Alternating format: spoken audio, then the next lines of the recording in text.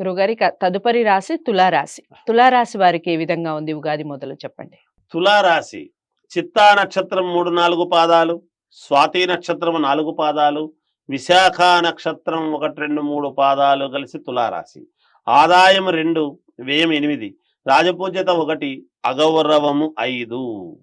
అయితే వీళ్ళు ఈ ఉగాది పండుగ 9వ తారీఖు నుండి కొంచెము మే వరకు, ఏప్రిల్ 9 నుంచి మే వరకు కొంచెము ఆగినారంటే, మే 1వ తారీఖు ఎప్పుడైతే మామూలుగా గురువు వస్తాడో ఇంకక్కడి నుంచి చూడండి మీకు ఎలా ఉంటుందో. అభీష్ట కార్య సిద్ధి, మీరు ఏదనుకున్నా మీ అభీష్టం మేరకు ఖచ్చితంగా నెరవేరి తీరుతుంది. ఆరోగ్యము బాగుంటుంది గాక, సాహసోపేతమైనటువంటి నిర్ణయాలు తీసుకుంటారు, సహనముతో ఉంటారు గాక. శత్రు విజయం, శత్రువులపై విజయం సాధించడం అనేటువంటిది ఉంటుంది. గోవు భూ లాభాలు అనేటువంటివి ఉన్నాయి. గోవుల యొక్క లాభాలు, భూలాభాలు ఉంటాయి మీకు. అంటే గోవులు అంటే ఒకవేళ రైతులు వాళ్ళు ఉన్నారనుకోండి, గోవులను పెంచుకునేటువంటి వాళ్లకు చాలా అనుకూలవంతముగా ఉన్నది. ఆకస్మిక ధనలాభం అనేటువంటిది ఉన్నది మీకు. అలాగే కోర్టు పరమైనటువంటి వాటివి ఏమైనా ఇబ్బందులు ఉంటే ఖచ్చితముగా ఈ సంవత్సరము మీకు అనుకూలముగానే ఉంటాయి గాక. కొత్త ప్రాజెక్టులు మొదలు పెడతారు. శారీరక కష్టం అనేటువంటిది ఉంటుంది, దాని వలన ఒక మహాద్భుతమైనటువంటి యోగాన్ని పొందుతారు. దైవ దర్శనాలు అనేటువంటివి చేస్తారు, క్షేత్ర దర్శనానికి వెళతారు, శుభకార్యాలు చేసుకుంటారు ఇంట్లో. ఆ దిశగా అడుగులు ముందుకు వేస్తారు. విదేశాలకు వెళ్ళాలి అనుకునేటువంటి వాళ్ళు ప్రయత్నాలు చేసుకోండి. కొత్తగా ఉద్యోగాలు కావాలి అనుకునేటువంటి వాళ్ళు కూడా అప్లై చేయండి. తప్పకుండా మీకు సఫలీకృతులు అవుతారు, మీరు తప్పకుండా విజయం సాధిస్తారు. ఇక విద్యార్థులకు చాలా బాగుంది.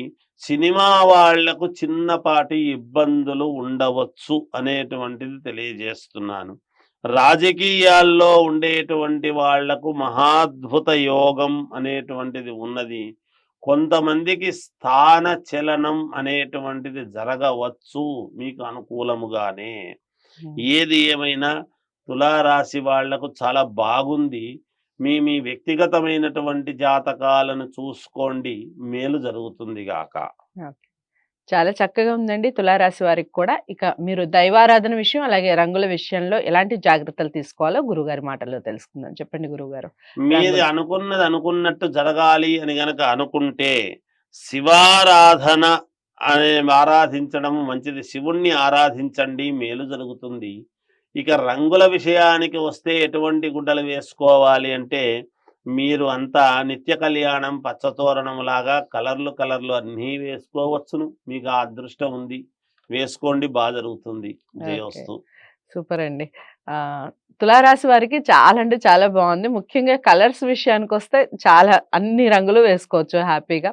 ఈ రంగు ఆ రంగు అనేది లేకుండా ఈశ్వరుణ్ణి ఆరాధించడం వల్ల మంచి ఫలితాలు, మీరు అనుకున్నవి జరగాలి అంటే కాస్త మీ తర్వాత మీరు ఏదైనా ప్రయత్నాలు కానివ్వండి అలాంటివి చేయడం వల్ల మంచి ఫలితాలు ఉంటాయి అన్నట్టుగా తెలియజేస్తున్నారు. ఇంకా మీకు డౌట్స్ ఏమన్నా ఉన్నా, వ్యక్తిగత జాతకాలతో గురువుగారిని కలవాలి అనుకున్నా తప్పకుండా స్క్రీన్ మీద కనపడే నెంబర్కి కాల్ చేయండి. వీడియోని లైక్ చేస్తారని అనుకుంటున్నాను. అందరికీ షేర్ చేయండి. ఛానల్ని సబ్స్క్రైబ్ చేసుకోవడం మర్చిపోవద్దు. తదుపరి రాశితో మళ్ళీ కలుస్తాను. నమస్తే.